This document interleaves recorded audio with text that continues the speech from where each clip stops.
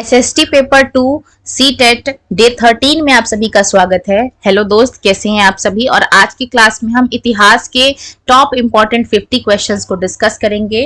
अब तक की क्लासेस में हमने ज्योग्राफी के क्लास 6ठी, 7वीं और 8वीं को कंप्लीट किया है और आज से इतिहास का फ्रेश सेशन स्टार्ट हो रहा है। तो चलिए बिना डिले किए स्टार्ट करते हैं आज की क्लास अपने पॉइंट नंबर 1 से, जहां हम बात करेंगे प्राचीन मानव की। आज से लगभग 8000 वर्ष पूर्व मानव ने सबसे पहले गेहूं और जौ फसलों को उपजाना प्रारंभ किया था। यानी कि अगर ये पूछा जाए कि सबसे पहले कौन से फसल की खेती हुई थी, तो गेहूं और जौ ये वो फसलें हैं जो कि सबसे पहले उगाया गया था।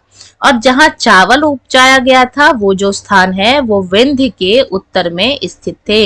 यानी कि वो जो विंध्य पहाड़ियां हैं उसके नॉर्थ साइड में कौन से जगह है, वो जगह है जहां पे चावल की खेती सबसे पहले की गई थी। बढ़ेंगे अगले पॉइंट नंबर 2 की तरफ। नर्मदा नदी के किनारे लोग जानवरों का आखेट करते थे, यानी कि शिकार करते थे।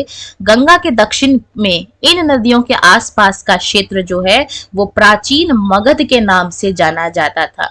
यानी कि ये जो गंगा नदी थी इसके आसपास वाले जितने एरिया थे इसको किस नाम से जाना गया था? मगध, जो कि आज के टाइम पे बिहार के अंदर आता है। इसके अंदर इसको हम जानते थे। बढ़ेंगे अगले पॉइंट की तरफ, जहां पे हम बात करेंगे अपने इंडिया और इसके नाम की। ये जो इंडिया शब्द है ये इंडस से निकला है, जिसको संस्कृत भाषा में हम क्या कहते हैं? सिंधु। एक नदी भी है ये। आज से लगभग 2500 वर्ष पूर्व उत्तर पश्चिम की ओर से जाने वाले जो ईरान और यूनान के लोग हैं उन्होंने क्या कहा था? सिंधु को इंडोस कहा था। ये देखिए ऊपर से सिंधु नदी बह के आती है, ये वाला जो कश्मीर को टच हुए पाकिस्तान चली जाती है। तो जब ईरान और इराक के लोग हैं इन्होंने इस नदी को क्या कहा था? इंदौस कहा था। और इस नदी के जो पूर्व वाली जगह है, ये पूर्व की जगह है, यहाँ जो लोग रहते थे इसको इंडिया कहा गया था। बढ़ेंगे अगले पॉइंट नंबर 4 की तरफ। तो अब तक हमने देखा कि हमारे भारत का नाम इंडिया कैसे पढ़ा। अब हम जानेंगे कि हमारे भारत को भारत कैसे कहते हैं। तो भारत का नाम का प्रयोग उत्तर पश्चिम में रहने वाले लोगों के एक ग्रुप के लिए किया जाता था और इस समूह का जो उल्लेख है वो आरंभिक लगभग 3500 वर्ष पुरानी कृति ऋग्वेद में भी मिलता है। यानी कि ऋग्वेद जो कि हमारा सबसे प्राचीन और फर्स्ट नंबर का वेद है, इसमें भी हम भारत नाम का, भारत ग्रुप का उल्लेख देखते हैं और इसी के नाम पे जो हमारे भारत देश का नाम भारत पड़ा है। बढ़ेंगे अगले पॉइंट नंबर 5 की, जहां पे हम बात करेंगे पांडुलिपि यानी कि मैन्यूस्क्रिप्ट की। पुस्तकें हाथ से लिखी जाने के कारण इसको हम क्या कहते थे? पांडुलिपि। यानी कि जो पुस्तकें हाथ से प्राचीन टाइम पे देख सकते हैं इस डायग्राम में, इसको पांडुलिपि यानी कि मैन्यूस्क्रिप्ट के नाम से जानते हैं। बात करें ये लिखी किस पे जाती थी, तो जो पांडुलिपि है वो ताड़ के पत्रों पे, हिमालय क्षेत्र में जो भुर्ज नामक पेड़ की छाल से विशेष तरीके से भोजपत्र पे लिखी जाती थी। बढ़ेंगे पॉइंट नंबर 7 की तरफ। पांडुलिपियां अभिलेखों तथा पुरातत्व से ज्ञात जानकारी के लिए इतिहासकार प्रायः स्रोत यानी कि सोर्स शब्द का प्रयोग करते हैं। यानी कि जो इनको इंफॉर्मेशन मिलती है इतिहासकार हिस्टोरियन को कहाँ कहाँ से मिलती हैं, तो या तो उनको पांडुलिपि से मिलती हैं, मैन्यूस्क्रिप्ट से, या फिर अभिलेख यानी कि इंस्क्रिप्शन से मिलती हैं, या फिर कोई आर्कियोलॉजिकल साइट्स से इनको जानकारी मिलती है। तो ये इनके लिए सोर्स यानी कि स्रोत शब्द का प्रयोग करते हैं। बात करेंगे यहाँ पे हम सहायक नदियां, जिसको हम ट्रिब्यूटरी कहते हैं। ये क्या है? छोटी छोटी नदियां। ये देखो, ये यमुना है, गंगा है, ये गोमती है, इधर घाघरा है, गंडक है, कोसी है, ये रही महानदी, ये रही आगे चल के ये पद्मा बन रही है, ये बनास जो कि चंबल की है, काली, पर्वती, इधर से सिंध, बेतवा, केन, ये इधर रहा सोन, केन। ये क्या है? ये सभी गंगा नदी में मिल रही हैं। इसको हम क्या कहेंगे? सहायक नदियां कहेंगे। गंगा और इसकी जो सहायक नदियां हैं ये क्या हो रही हैं? इसका जो विकास है वो 2500 वर्ष पूर्व हुआ था। बढ़ेंगे आगे की तरफ और जहां पे हम बात करेंगे बीसी यानी कि बिफोर क्राइस्ट और एडी यानी कि आफ्टर क्राइस्ट की। तो ये जो टाइम कैलकुलेशन है, वर्ष की गणना, वो ईसाई धर्म प्रवर्तक ईसा मसीह के जन्म तिथि से की जाती है। मान लो ये वाली जो लाइन है, यहाँ पे क्या हुआ है, ईसा मसीह का जन्म हुआ है। अब इनके पहले भी तो टाइम होते थे, ऐसा थोड़ा ना है कि जब से जीसस पैदा हुए हैं तभी से टाइम की कैलकुलेशन। तो इससे जो प्राचीन वाला टाइम है, इसको हम बीसी यानी कि बिफोर क्राइस्ट के नाम से जानते हैं या फिर ईसा से पहले के नाम से जानते हैं।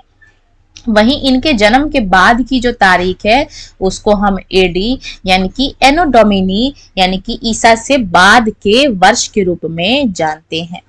बढ़ेंगे अगले पॉइंट जहां पे हम बात करेंगे मिस्र यानी इजिप्ट की।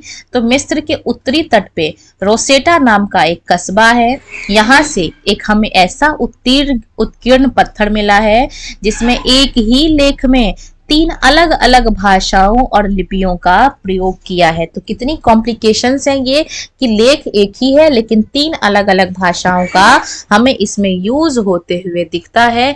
कहाँ पे, इजिप्ट के यानी कि मिस्र के अंदर। बढ़ेंगे अगले पॉइंट नंबर 11 की तरफ। जैसा कि अभी बताया था, नर्मदा घाटी का यूज किया जाता था आखेट और संग्रहण के लिए, और जो मगध है वो फर्स्ट बड़ा राज्य बनता है। ठीक है, यहाँ पे देखिए ये तक्षशिला है और ये जो पूरा एरिया है ये मगध का एरिया है। ये राजगीर है, ये बिंबिसारा शासन दिखाया गया है। ये पूरा का पूरा जो एरिया है, ये वाला एरिया जिसको लाइन से दिखाया गया है, ये पूरा का पूरा एरिया मगध जो कि फर्स्ट बड़ा राज्य बनता है। बात करेंगे गारो पहाड़ी की। तो ये वो पहाड़ियां हैं जहां सबसे पहले खेती करना स्टार्ट हुआ था। और बात करें कृषि के आरंभ की तो 8000 ईसा पूर्व यानी कि जीसस के जन्म से 8000 साल पहले से ही खेती जो है वो स्टार्ट हो गई थी। और कहाँ स्टार्ट हुई थी, गारो खासी पहाड़ी जो कि पूर्व की तरफ आती हैं। बढ़ेंगे अगले पॉइंट। सिंधु सभ्यता के जो प्रथम नगर है उसका जो विकास है वो 4700 वर्ष पहले हो चुका है। बढ़ेंगे अगले पॉइंट पे।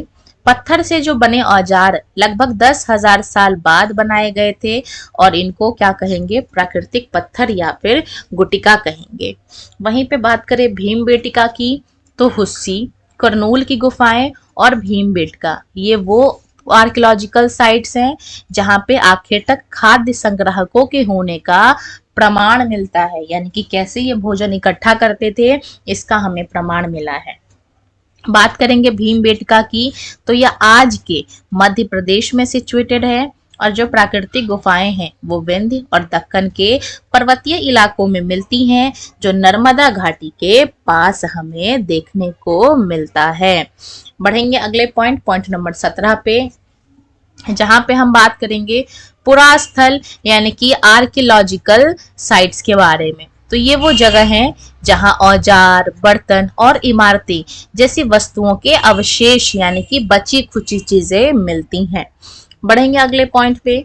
जो पाषाण है यानी कि जो पत्थर है वो 2 तरीकों से बनाया जाता था। पहला तरीका था प्रथम पत्थर से पत्थर को टकराना। मान लो बड़े बड़े पत्थर हैं, उनको आपस में टकराएंगे तो क्या होगा, टूट जाएगा, ऑब्वियस सी बात है। यानी जिस पत्थर से कोई औजार बनाना होता था उसे एक हाथ में लिया जाता था और दूसरे हाथ से एक पत्थर का हथौड़ी जैसा इस्तेमाल। मान लो ये पत्थर है, इसको मुझे काट के औजार बनाना है। अब मेरे पास कोई शेप करने की मशीन तो थी नहीं, तो मैंने एक और ऐसा ही पत्थर उठा लिया और इस पत्थर पे लगातार मारते गई, जिससे क्या हुआ, ये थोड़ा सा छोटा हो गया और फिर इसका यूज किया जाता था औजार जैसे कि हथौड़ी वगैरह बनाने के लिए। बढ़ेंगे पॉइंट नंबर 19 पे। दूसरा तरीका क्या था, इसको हम दबाव शुल्क तकनीक कहेंगे। इसमें क्या था कि एक पत्थर को एक जगह पे टिकाया जाता था और इस कोड पे हड्डी या पत्थर रखकर उस पे हथौड़ी नुमा पत्थर से शल्क निकाले यानी कि शेप, मतलब ऐसे शेप निकाला जाता था जिससे वांछित उपकरण बनाए जाते हैं। बढ़ेंगे अगले पॉइंट नंबर 20 की तरफ। लगभग 12,000 साल पहले जलवायु में बहुत बड़ा चेंज आया, क्लाइमेट बहुत ज्यादा चेंज हुआ, गर्मी बढ़ने लग गई और इस आरंभिक काल को हम क्या कहते हैं, पुरापाषाण काल के नाम से जानते हैं। पुरापाषाण काल का मतलब पुरा का मतलब है ओल्ड, जबकि पाषाण का मतलब है पत्थर। बढ़ेंगे अगले पॉइंट पे। पुरा पाषाण काल 20 लाख साल से 12,000 साल पहले तक के टाइम को हम किस नाम से जानते हैं? पुरा पाषाण के नाम से जानते हैं। बढ़ेंगे नेक्स्ट पॉइंट, पॉइंट नंबर 22 को। इस काल को 3 पार्ट में डिवाइड किया गया है। सबसे पहला है आरंभिक, दूसरा है मध्य और तीसरा है उत्तर पुरा पाषाण युग, जिसको हम लेटर कहते हैं। मानव इतिहास की 99% घटना इसी काल के दौरान घटित हुई हैं, यानी कि जो हिस्ट्री पढ़ते हैं इसकी 99% घटना इसी आरंभिक, मध्य और उत्तर पुरा पाषाण युग की कहानी है। बढ़ेंगे पॉइंट नंबर 23 की तरफ। जिस काल में हमें पर्यावरण में बदलाव देखने को मिलते हैं, एनवायरनमेंट चेंज हुआ, उसको हम मेसोलिथ यानी कि मध्य पाषाण युग के नाम से जानते हैं। और बात करें इसके टाइम पीरियड की तो 12,000 से 10,000 के बीच का जो टाइम है इसको हम मध्य पाषाण काल के नाम से जानते हैं, जबकि पूर्व पाषाण 20 लाख से 12,000 तक के टाइम पीरियड को जाना जाता था। बढ़ेंगे आगे पॉइंट। अब ये जो मध्य पाषाण काल है, इस टाइम पे जो पाषाण हैं, औजार हैं, ये थोड़े छोटे हो गए, जिसको हम लघु पाषाण या फिर माइक्रोलिथ के नाम से जानते थे। इसके अलावा अब तक तो सिर्फ पत्थरों के औजार बनाए जाते थे, अब हड्डियों या लकड़ियों का भी यूज करने लग गए थे हम। बढ़ेंगे अगले पॉइंट, पॉइंट नंबर 25 की, जहां पे हम बात करेंगे नव पाषाण की। तो इसकी जो शुरुआत है वो 10,000 साल पहले शुरू हुई है। बढ़ेंगे पॉइंट नंबर 26 की तरफ। भारत में जो पुरा पाषाण युग के दौरान शुतुरमुर्ग होते थे, यानी कि जो ऑस्ट्रिच है, ये कब होते थे? पुरा पाषाण काल में। महाराष्ट्र के पर्यटन पुरा स्थलों से हमें शुतुरमुर्ग के अंडे के अवशेष देखने को मिले हैं, जिससे हमने ये अंदाजा लगाया कि जो पूरा पाषाण युग था इसमें ऑस्ट्रिच भी हमें भारत के अंदर देखने को मिलता था। 27 नंबर का पॉइंट सबसे आसान है और सबसे एक तरीके से फैक्चुअल क्वेश्चन भी है। ये पूछा जाए कि सबसे पहले किस जंगली जानवर को पालतू बनाया गया था, तो जवाब डायग्राम में देख सकते हैं आप, कुत्ता है। बढ़ेंगे अगले पॉइंट की तरफ। बसने की प्रक्रिया, पहले क्या होता था, कुछ दिन यहाँ रहते थे, फिर कुछ दिन दूसरे जगह पे गए, फिर कभी तीसरे जगह पे गए। तो जो ये बसने की प्रक्रिया है, यानी कि एक जगह टिक जाना, घर बना लेना, वहां पे खेती करना, बसने की प्रक्रिया ये 12,000 साल पहले शुरू हुई थी। बढ़ेंगे अगले पॉइंट, पॉइंट नंबर 29 की तरफ। कृषि के लिए अपनाई गई सबसे प्राचीन फसलें में क्या आती हैं? गेहूं और जौ आती हैं। उसी तरह सबसे पहले पालतू बनाए गए जानवरों में कुत्तों के बाद फिर क्या आते हैं? भेड़ बकरी आते हैं। यानी कि बात करें फसल की तो सबसे पहले गेहूं और जौ उगाए गए, वहीं बात करें जानवरों की तो सबसे पहले कुत्ते और भेड़ बकरी को पालतू जानवर बनाया गया था। कृषकों और पशुपालकों के होने के साक्ष्य सबसे पहले हमें पश्चिम उत्तर क्षेत्र, जो कि आज का कश्मीर, ये डायग्राम में देख सकते हैं, ये कश्मीर का पूरा एरिया है, यहीं से अब लद्दाख भी कट गया है, और दक्षिण भारत में पाए गए थे, ये पूरा साउथ इंडिया है। इस एरिया में हमें इनके होने का प्रमाण मिलता है। बढ़ेंगे अगले पॉइंट, पॉइंट नंबर 31, जहां पे हम बात करेंगे बुर्ज होम, जो कि आज के कश्मीर वाले रीजन में आता है। तो ये क्या होते हैं बुर्ज होम? ये ऐसे गड्ढे होते हैं, ऐसे गड्ढे होते हैं जिसके नीचे लोग घर बनाते थे और उसको हम गर्तवास कहते थे। अब उतरने के लिए यहाँ पे सीढ़ियां लगी होती थी। अब ऐसे अंदर क्यों बनाए जाते थे? क्योंकि यहाँ का जो एनवायरनमेंट था बहुत ज्यादा ठंडा था, तो ये थोड़ा नीचे चले जाते थे ताकि इनको गर्मी अनुभव हो। बढ़ेंगे अगले पॉइंट, पॉइंट नंबर 32 की तरफ, जहां पे हम बात करेंगे ट्राइब यानी जनजाति की। तो जो ट्राइब के सदस्य हैं वो क्या करते थे? शिकार करते थे, भोजन इकट्ठा करते थे, पशुओं को पालते और मछली पकड़ने यानी कि फिशिंग का काम इनका पेशा था, ऑक्यूपेशन था। बढ़ेंगे आगे पॉइंट, ईरान जाने के लिए, देखिए ये हमारा भारत का नक्शा है, और अगर यहाँ से हम ईरान जाना चाहें तो हम क्या करते थे? बोलन दर्रे का यूज करते थे, और ये जो एरिया था वो पूर्ण रूप से हरा भरा और एकदम समतल जगह थी। बढ़ेंगे अगले पॉइंट, जहां हम बात करेंगे मेहरगढ़ की, ये वो जगह है जहां पे स्त्री और पुरुषों ने सबसे पहले जौ और गेहूं उगाना और भेड़ बकरी पालना शुरू किया। डायग्राम में देख सकते हैं ये हमारा ये वाला जो एरिया है मेहरगढ़ आज के पाकिस्तान के अंदर आता है। ये वाला एरिया हाईलाइटेड है मेहरगढ़ है। ये वो जगह है जहां पे सबसे पहले खेती यानी कि जौ गेहूं और पशुपालन यानी कि भेड़ और बकरी को पालना शुरू किया। मेहरगढ़ की जब हमने खुदाई की, जब हमने यहाँ पे सर्वे किया, तो यहाँ पे हमें अलग अलग प्रकार की हड्डियां यानी कि बोन्स मिली। बात करेंगे कौन कौन से जानवर की, तो इसमें हिरन और सुअर जैसे जंगली जानवरों की जो हड्डियां हैं वो सबसे ज्यादा मिली हैं, और उसके बाद स्तरों से भेड़ और बकरियों की हड्डियां भी यहाँ पे हमें मिलती हुई दिखाई देती हैं। बढ़ेंगे अगले पॉइंट नंबर 36 की तरफ। तो मेहरगढ़ में हमें बहुत सारे कब्र भी देखने को मिले थे, और एक कब्र तो ऐसा था जिसमें मृतक के साथ एक बकरी भी दफनाया गया था। अब देखिए क्या कॉन्सेप्ट था, बकरी क्यों रखा गया था। बकरी को इसलिए दफनाया गया था ताकि मरने के बाद, मतलब ऐसा वो एज्यूम करते थे कि जब ये जाएंगे परलोक में तो ये इसको खाएगा। ठीक है, बढ़ेंगे पॉइंट नंबर 37 की तरफ। दाओ जली हेडिंग, ये क्या है, एक ऐसा पुरा स्थल है जो चीन और म्यांमार की ओर जाने वाले रास्ते में ब्रह्मपुत्र की घाटी पर एक पहाड़ी है।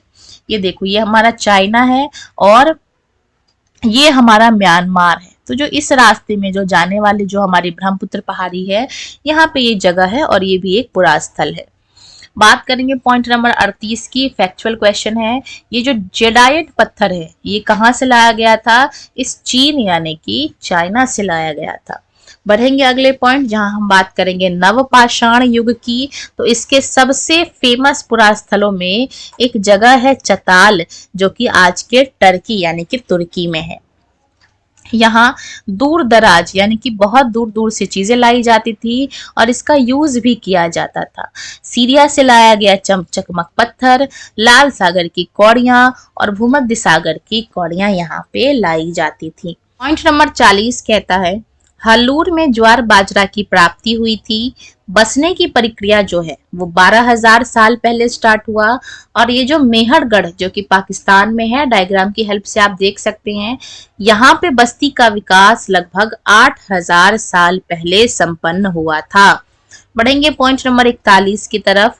लगभग 150 साल पहले जब पंजाब में पहली बार रेलवे लाइन बिछाई जा रही थी, तो हड़प्पा पुरा स्थल मिला जो वर्तमान समय में आज के पाकिस्तान के अंदर है।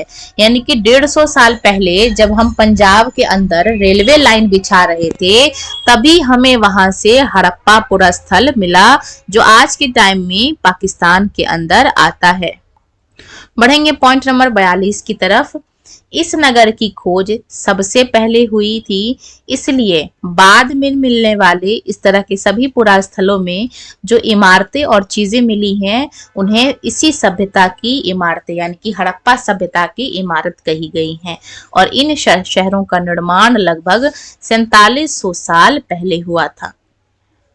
इन नगरों को प्रायः 2 पार्ट में डिवाइड करते थे, यानी कि ये जो नगर थे इसको 2 पार्ट में डिवाइड करते थे।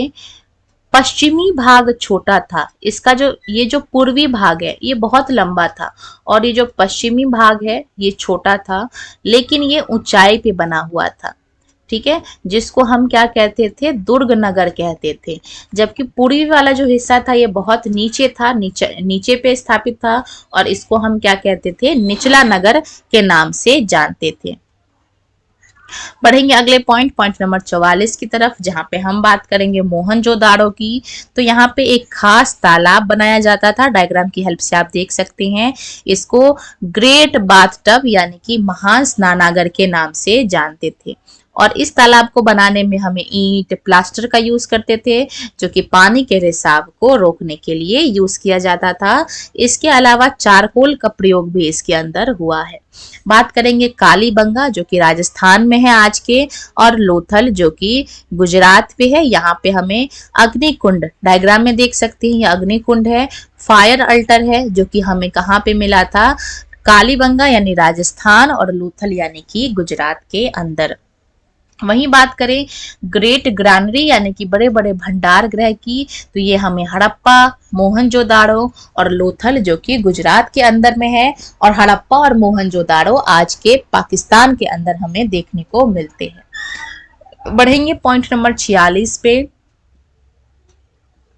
जो यहाँ की घर होती थी वो 1 या 2 फ्लोर की होती थी, और घर के आंगन के चारों तरफ कमरे बनवाए जाते थे, यानी कि बीच में आंगन था और चारों तरफ क्या होते थे, इसके कमरे होते थे। अधिकांश घरों में एक अलग से नहाने के लिए भी कमरे होते थे और कुछ कुएं भी मिल जाते थे हमें यहीं पे। बढ़ेंगे अगले पॉइंट नंबर 47 की तरफ। घर की नालियों को सड़कों और नालियों से जोड़ दिया जाता था, जो कि बाद में चल के बड़े नाले से मिल जाती थी, और कई जगह मेन होले बनाई जाती थी जिसके जरिए इन नालियों की सफाई की जाती थी। बढ़ेंगे पॉइंट नंबर 48 की तरफ। अब ये जो हड़प्पा की लिपि है इसको अभी तक पढ़ने में सफलता नहीं मिली है। पुरातत्व में जो चीजें वहां मिली हैं उसमें ज्यादातर क्या है, शंख हैं, तांबे हैं, कांसे यानी कि ब्रॉन्ज है, सोना और चांदी। बढ़ेंगे पॉइंट नंबर 49 की तरफ। तो यहाँ पे मिलने वाली जो सबसे आकर्षक वस्तुएं थी यानी कि सबसे अट्रैक्टिंग गुड्स थे वो क्या क्या थे, मन के बाट और फलक यहाँ पे सबसे एक्साइटिंग चीजें यहाँ देखने को मिली थी।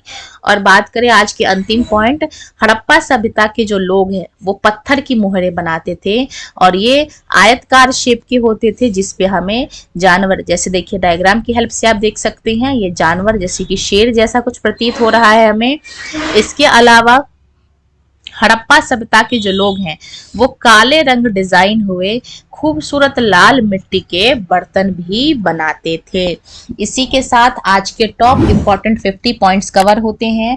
आज की क्लास से हमने इतिहास कक्षा 6 को स्टार्ट किया है। इसी तरीके से एनसीईआरटी श्रृंखला को आगे बढ़ाते हुए धीरे धीरे हम एसएसटी में हिस्ट्री को भी कवर करने वाले हैं।